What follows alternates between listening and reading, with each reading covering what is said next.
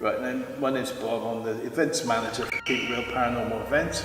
We're here in Alton Assembly Rooms in the main theatre. You can see the stage behind me. And this is Mr. Vernon, our head team leader. Steve. Bob. I'm going to ask you, right? When was your very first investigation?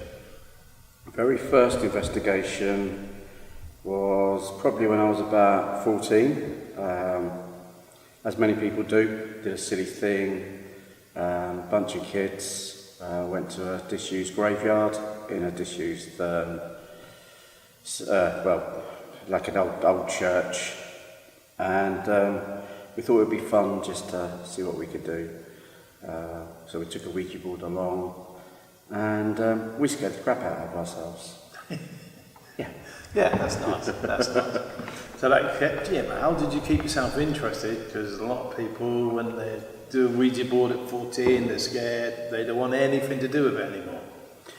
I think it's something I've always had an interest in. It's something that I've always felt that I certainly am not a medium, and I do not pretend to be.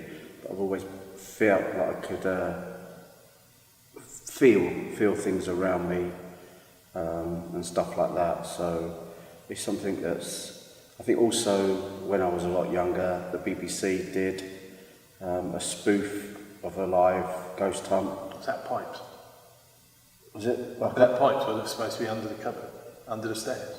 And at the end there was a spirit stand or a ghost standing in the window or something. It was a complete spoof, but it was broadcast as live. Yes, I remember it well. Yes, and that drew me in even further. So yeah, I've just had a spiritual interest since then, really. Excellent. What's been your best investigation? I think the best investigation, I think for stuff that I've picked up visually as proof, is probably Rimmerin Manor in Portsmouth. We've got a door opening on camera. Had a conversation with a spirit. We had 4 different EMF meters, or 4 different types of meters. They all responded at exactly the same time for every question we asked. And that was pretty impressive. Yeah. So, yeah. Interesting. Okay. So that's your best. So was that your best bit of evidence as well? Yeah, it probably is. I've caught some very interesting stuff on film, on stills, digital film, or digital camera. Obviously, as with anything, that can always be subjective and always be picked apart when it's a still. But still, I know I took the camera, I took the photos, so I know there's no trickery involved. Yeah, it's difficult, isn't it? Yeah.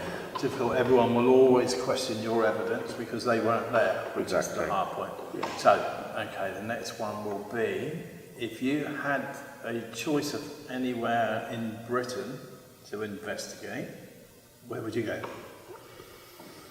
It's a question I've asked myself many times.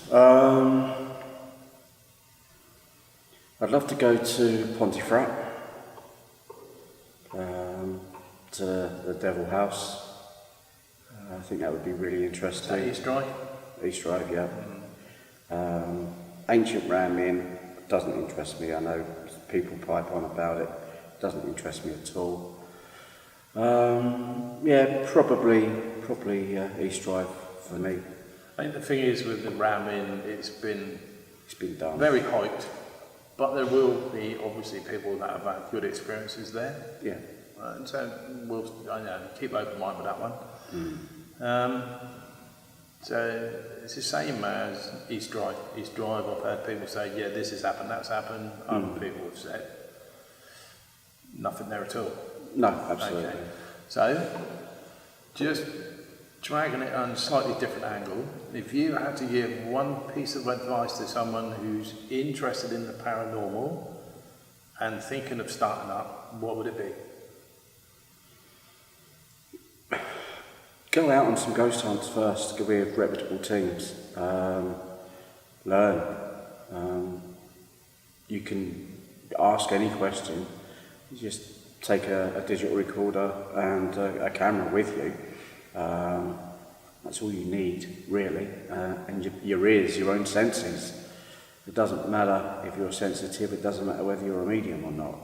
If something's going to happen, you may well hear it, and you may well see it. So, but learn from people that do it on a regular basis. For two reasons, as I learned, you pick up the good habits, but you also pick up the bad habits, and the bad habits, where people are trying to fake what they're experiencing. Unfortunately, in some cases, that's a lot easier to do than it is with others. So just trust yourself, trust your own senses, and as I say, and learn the good and the bad from other teams in your local area. Yeah, there's plenty out there. There's a lot of new teams springing up all the time. Some of them will have bad habits, because some people learn both sides but prefer to use the bits that are a little bit look like fakery, but I'm not going to use any one of that. No. So I think we'll bring that to a close, Simon, because that's about 20 minutes. Roughly. Yeah, and that's enough. And thank you, Steve, for your input. You're welcome. And that's number one. There will be more interviews coming up next time we do Ghost Stunts. I might even drag someone in to do another one tonight. Thank you.